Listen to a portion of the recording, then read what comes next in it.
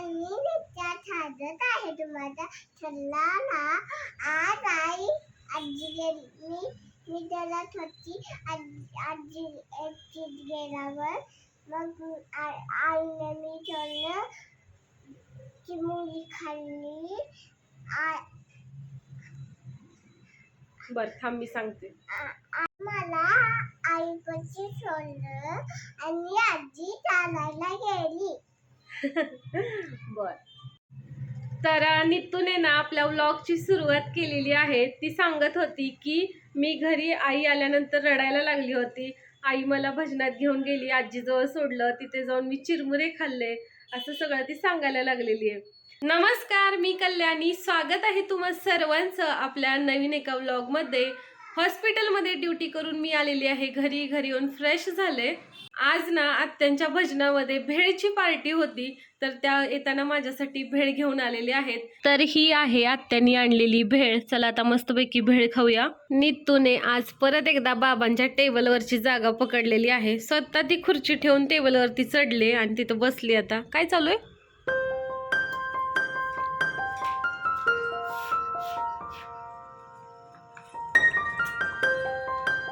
आज मी जरा निवांत आहे. सकाळचा स्वयंपाक शिल्लक आहे, त्यामुळे स्वयंपाक तर काही करायचं नाहीये. उद्या सुट्टी असणार आहे, त्यामुळे थोडंसं निवांत वाटतंय. पण आपण निवांत बसायचं नाही, आपल्याला घरातली कामं करायची आहेत. तर जी काही अशी कामं आहेत की आपण आठवडाभर ठेवून देतो, परत करू अशी कामं आता करून घ्यायची. सर्वात अगोदर आपण कपड्यांच्या घड्या घालून ठेवूया. इकडे पण आठवडाभर कपडे पडतात थोडे सगळे आवरून ठेवूया. आता इकडे ठेवलेली सर्व कपडे वगैरे आवरून झालेले आहेत. मला वाटतंय या ठिकाणी असलेला पसारा पण थोडा आवरावा. मागच्या आठवड्यात मी हॉस्पिटलमध्ये ब्लड डोनेशन केलेलं, त्यावेळीचं मला हे सर्टिफिकेट मिळालेलं आहे. आई घरातलं काही काम करायला लागली की असं पिलू आपलं मदतीला येतंय बघा. चेअर वगैरे पुसून झाल्या. या चेअरना मी मागच्या काही वर्षापूर्वी घेतल्या होत्या आणि घेताना मला काही वाटलं नाही, पण मला आत्ता जाणवते की आपण प्लेन चेअर घ्यायला पाहिजे होत्या. या ज्या अशा लायनिंगवाल्या आहेत याच्यामध्ये मी साफसफाई जरी केली ना तरी अशी धूळ थोडीशी साचलेली दिसतेच. इकडे निखिलचा टेबल आहे आणि टेबल मी आत्ता आवरत होते. मला काय सापडले बघा, पुडीत बांधून ठेवलेली निखिलची नखं अशीच ठेवलेली आहेत, टाकून सुद्धा दिलेली नाही पुडी. थोडीफार साफसफाई करून झालेली आहे. वेळ झालेली आहे जेवणाची. या सर्वांनी जेवायला. आज ना त्यांनी कोबीची वडी केलेली, कोबीची वडी आणि चपाती आहे जेवायला. जेवण करून झालं, साफसफाई झाली. आता आपलं महत्त्वाचं काम करूया, व्हिडिओ एडिटिंगचं. सुट्टीच्या दिवशी जास्त वेळ मिळाला तर ना जास्त व्हिडिओ एडिट करायचे. 1-2 व्हिडिओ तरी पुढचे शेड्यूल करून ठेवायचे, म्हणजे तेवढाच पुढचा लोड कमी होतो. काही वेळापूर्वी मी एक व्हिडिओ बनवते असं म्हटलं आणि व्हिडिओ एडिट करायला गेले तर लॅपटॉपच चालू होईना. आता बराच वेळ झालं थांबून चालू करते तरी पण होत नाहीये. काय बिघडलं काय माहिती. निखिलला कळालं तर तो ओरडेलच मला.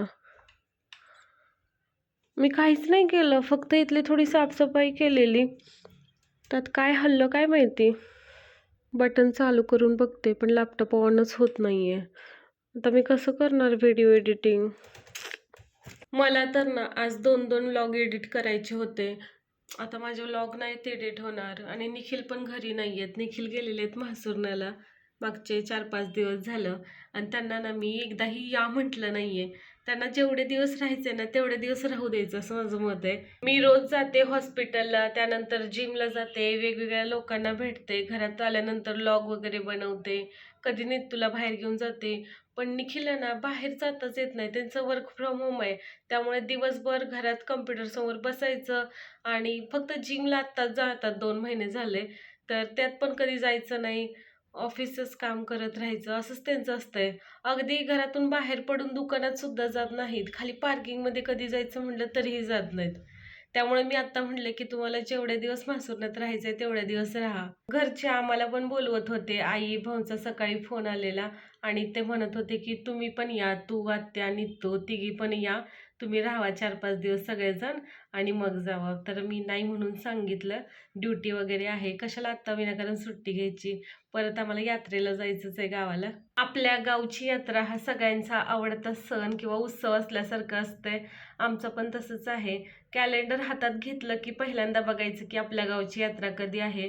या वर्षीची म्हासुरण्याची यात्रा 23 एप्रिलला आहे आणि त्या दिवशी आपल्याला जायचं आहे. आधीच एक दिवस जायचं यात्रेला. पुन्हा मला सुट्ट्या घ्यायच्या आहेत.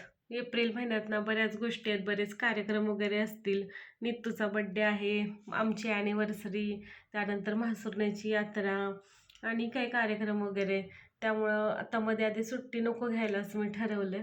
तिथीनुसार माझा वाढदिवस आमच्या गावच्या यात्रेच्या आदल्या दिवशी असतो. लहानपणी तर माझा वाढदिवस तेव्हा साजरा करायचे. त्यावेळी काय असायचं, केक वगैरे तर नव्हते, पण ऑप्शन वगैरे करत होते आमच्या घरचे. मला अजून आठवतंय. काही कोणी घरात असो नसो, आपली साखर हातावर ठेवायची, हळद कुंकू लावायचं आणि ओवाळायचं, एवढं तर करत होते सगळ्या मुलांना. त्यामुळं मला यात्रेविषयी विशेष आकर्षण आहे की आपल्या गावची यात्रा, त्याच्या आदल्या दिवशी आपला वाढदिवस वगैरे या सगळ्या गोष्टी आठवत असतात. त्यामुळे गावच्या यात्रेला जायला खूप एक्साइटमेंट असते. निखिलला मी आत्ताच फोन केलेला, त्यांना सांगितलंय की लॅपटॉप चालू होत नाहीये. तर ते म्हणालेत की बघ थोड्या वेळाने एकदा चालू करून किंवा उद्या सकाळच बघ, आता उशीर पण झालाय. फक्त एवढीच प्रार्थना आहे की लॅपटॉप बिघडू नये, कारण दर महिन्यात ना कोणत्या कारणावरून काहीतरी खर्च निघतोयच आणि मोठा खर्च, 10,000 15,000चा, कधी फिरायला जाण्याचा किंवा काहीतरी घरातलं घेण्याचा वगैरे, असा दर महिन्यात खर्च आहे. आता नवीन महिना सुरू होतोय, नवीन काही काम लागू नये असं वाटतंय. आज ना मला 2 व्लॉग एडिट करायचे होते, म्हणजे की माझं उद्याचं काम हलकं होईल. घरातली पण मी बऱ्यापैकी कामावरून ठेवलेत, म्हणजे की सुट्टीच्या दिवशी जरा निवांत राहायला येईल. सुट्टीच्या दिवशी पण तीच धावपळ केली किंवा तेच कामं करत बसलं तर मग सुट्टी वाया गेली असं वाटतं. त्यामुळे आदल्या दिवशीच रात्री भरपूर कामं करायची. बरेच दिवस झालं मी कुठला मूवी वगैरे पण बघितलं नाही. आज मी ठरवलेलं की एखादा मूवी पण बघायचा. बघूया, आता मोबाईलवरतीच बघावं लागेल. चला तर मग मी या व्लॉगचं करते एंडिंग. हा व्लॉग तुम्हाला कसा वाटला हे कमेंट बॉक्समध्ये नक्की सांगा. जर तुम्ही आपल्या चॅनलवर नवीन असाल तर चॅनलला सबस्क्राईब करा, व्हिडिओला लाईक करा, आपले व्हिडिओ जास्तीत जास्त शेअर करा. बाय, गुड नाईट सर्वांना. उद्या पुन्हा भेटूया नवीन एका व्लॉगमध्ये.